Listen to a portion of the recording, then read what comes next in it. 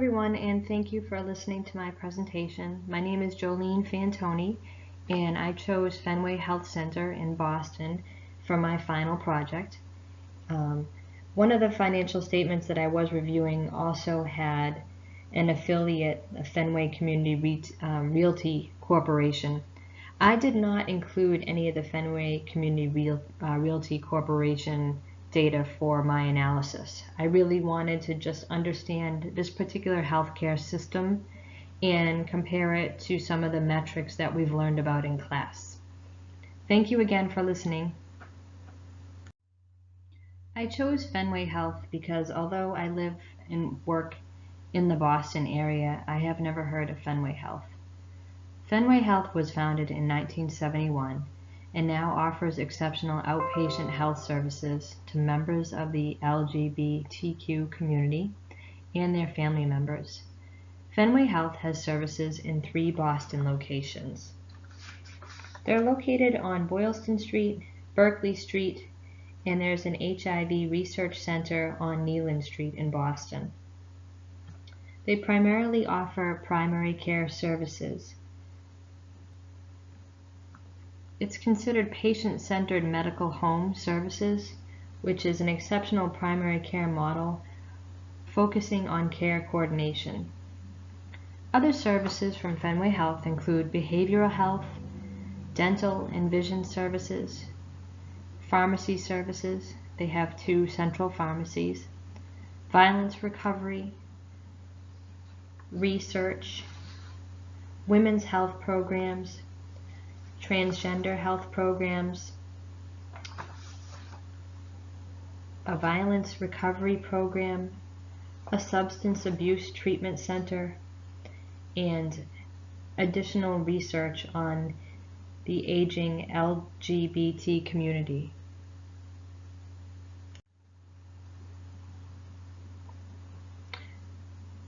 These health centers primarily cover outpatient services and collaborating care for all family members as well as patients. One of the major goals of Fenway Health is to eliminate health disparities among the LGBTQ communities.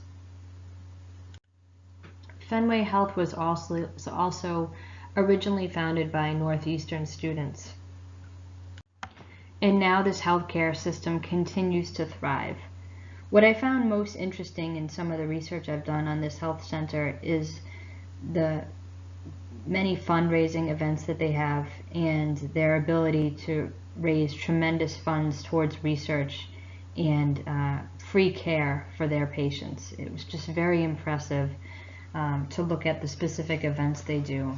They do a men's event, which in 2015 that raised over $600,000. They did a women's dinner party as well in the year 2015, and over $470,000 were raised. And they also do a charity bike ride from Boston to Provincetown, and 100% of those proceeds go to support HIV and AIDS programs to many other health centers, specifically including Fenway Health. And in 2015, I found that the Harbor to the Bay ride raised over $250,000 for Fenway Health. Fenway Health is a not-for-profit affiliated with Beth Israel Deaconess Medical Center. They also offer on-call providers 24/7 for patients. They have a large system offering free care to the patients. In 2016, they offered $1.8 million in free care, and in 2016, they provided $1.3 million in free care to their patients. The cost for providing the free care for these services was approximately $1.7 million in 2016, and the cost for 2015 was $1.2 million. I didn't find any litigations or lawsuits specifically disclosed in the financial statements. However, I did see that in 2017, one of the CEO resigned. He allegedly failed to act upon complaints about a specific physician who had multiple sexual harassment allegations. So the CEO did resign in 2017. That litigation or potential unstable leadership after a CEO resigned may be concerning for a lender. Fenway Health also has some leased property, primarily their administrative and some of their program buildings are leased. The lease payment for 2016 was $945,000, and then for 2015 it was $806,000 for a facility. They also lease some equipment, and the average cost of their equipment lease per year is $99,000. I was not able to identify the payer mix for Fenway Health in any of the financial statements. However, I did find a quote in a press release from their CEO, and the payer mix is 70% commercially insured patients, where 30% of the patients are Medicaid or Medicare recipients. Let me apologize first for the busy slide. I just wanted to show some of the assets and changes in assets for Fenway Health from the years 2016 and 2015. As you can see, with all these busy numbers, I completed the horizontal and vertical analysis between the years for 2016 and 2015. I was really impressed with Fenway Health Center's ability to have a lot of cash and cash equivalents throughout the years. Cash and cash equivalents increased by 25%, or $3.8 million. Patient service receivables did decrease for 2016 by 12%. This could be concerning if this continues. Is there a lack of collection for bills? Is there a decrease in patient visits? Or are services bundled and payments may be decreased? Or there could be a completely other different reason for patient service receivables to be decreased.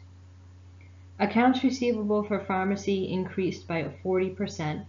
I was really surprised to find this with Fenway Health because they offer a pretty reduced pharmacy program, yet they still managed to have an increase in receivables. Fenway Health Center's pharmacy program offered nearly $500,000 in free and discounted medications given out to low-income patients. Prepaid expenses, deposits, and other assets also increased by 43%. Again, this slide is just to highlight a couple increases and changes in assets. Again, I apologize for it being a little busy. As I had mentioned in the previous slide, patient service receivables decreased by 12% in the year 2016, or $347,000. I looked at other financial statements to see if there was a decline in patient visits. That was not the case, as you can see below. So this decline in patient service receivables may be concerning to a CIO, and if it continues to be declining, there may need to be a way to increase patient revenue. So as we can see by this simple chart, that patient visits continue to increase and the number of patients seen also continue to increase. So this is good information showing that Fenway Health is thriving, continuing to grow, and they're also continuing to open new services for their patients. They just might have to keep an eye on patient revenues and try to find out where they're coming up with the discrepancy or decrease in revenues. Here's some of the assets continued. Fenway Health increased their investments by over $713,000. and also leading into an increase in total assets by 17% from the year 2015. As I may have mentioned, Fenway Health is very favorable in the liquidity category. The current ratio is well above the benchmark found in our Zellman book of 3.88 in 2016 and 3.59 in 2015. I use the benchmark ratings for bed size 1 to 99. As I had mentioned, this is primarily outpatient visits, so that's why I chose the benchmark readings for beds 1 through 99. However, Fenway Health seems to exceed benchmarks in all hospital bed size categories. So again, the current ratio for Fenway Health was found to be favorable and well over the benchmark of 2.18. This is again favorable. However, Fenway Health may have too many current assets. What else could they do with those current assets? Can they do some investing, or can they pay off a little bit more of their long-term debt, including some lease payments on their buildings? The quick ratio is again favorable and above the benchmark of 1.65. Days in AR and days on cash on hand, again very favorable. Days in AR well below the benchmark of 47 days. This indicates that Fenway Health is getting paid for its services and collecting receivables very well. My assumption is they're doing well with this because it's primarily outpatient visits. Therefore, they might be collecting fees at that time of service, or their billing may be more efficient. It's also important to notice that there's a lot of free care from Fenway Health. And then finally, for this slide, the days cash on hand. Again, Fenway Health is well above the benchmark of 85. It continues to demonstrate stable and favorable available cash to cover its expenses. This also demonstrates that the days cash on hand is continuing to trend in a favorable manner. This supports the liquidity for Fenway Health. On the revenue, expense, and profitability side, Fenway Health also shows some very favorable and impressive results. The operating margin in 2016, I calculated it as 0.069, and for 2015, I calculated 0.078 with a benchmark for a healthcare system of this size at 0.02.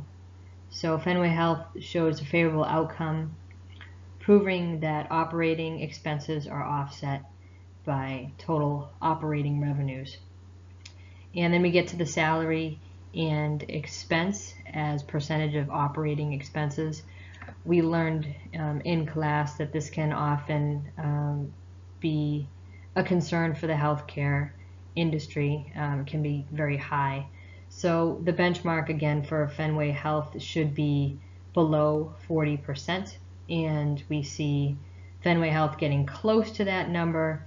However, they're still favorable. So 39.9 in the year 2015 and 38.9% in 2016.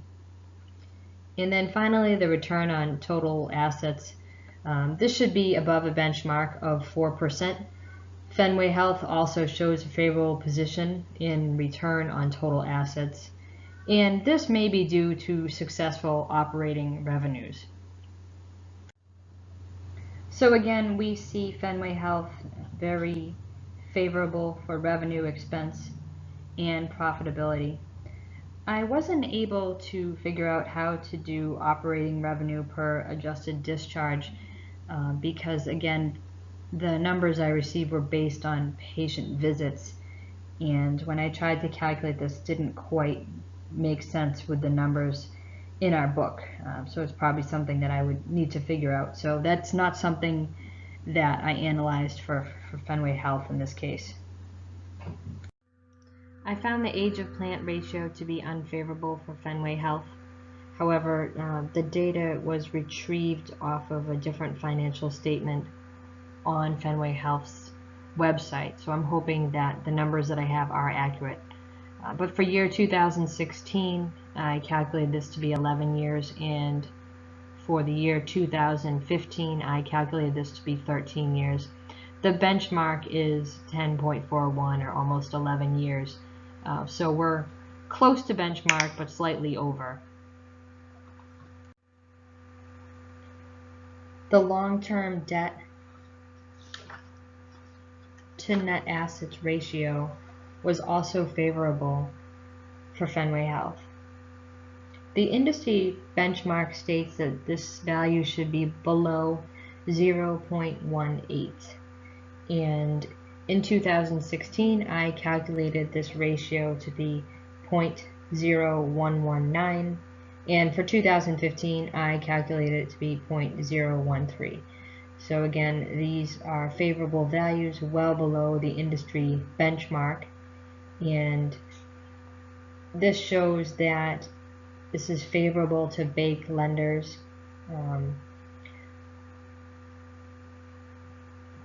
Fenway Health does not have trouble paying back its long-term debt, and this also gives it a good position to acquire new funds. So the short answer is that Fenway Health doesn't seem to be an entity that takes on too much debt.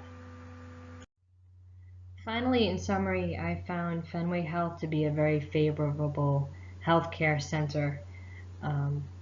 In perspective of a CFO, Fenway Health has superior liquidity, and the current ratio was found to be favorable. It could be in question that Fenway Health has too many current assets. However, that might not be a bad thing, that those current assets could be used to make improvements in the healthcare system or to have further investing options. The days in AR indicated that Fenway Health is getting paid well for its services and collecting for the services that it provides. If I was the chief financial officer, the only thing I would really be concerned about would be the decline in patient revenue. However, the company is still going strong. That might be something that a CFO would want to look at and try to improve. When I looked at the financial statements, it was a very conclusive financial statement, and it made me appreciate all the expenses involved, particularly the operating expenses in the healthcare system. However, the operating margin for Fenway Health was still favorable, and proving that operating expenses were still offset by total operating revenues for this healthcare system. As far as perspective of a bank loan officer, I feel that Fenway Health is also favorable in taking on new debt and new loans if it wanted to expand or to further pay for investments. The strength of Fenway Health is definitely in its assets as well as its available cash. In June 2016, Fenway Health had a large bond payable of over $22 million, and this bond will be maturing in June 2036. The minimum principal payment for these bonds is around $650,000.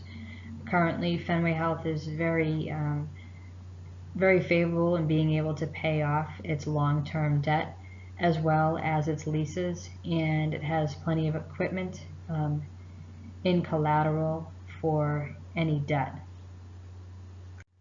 Finally, I'd like to highlight the perspective of the community.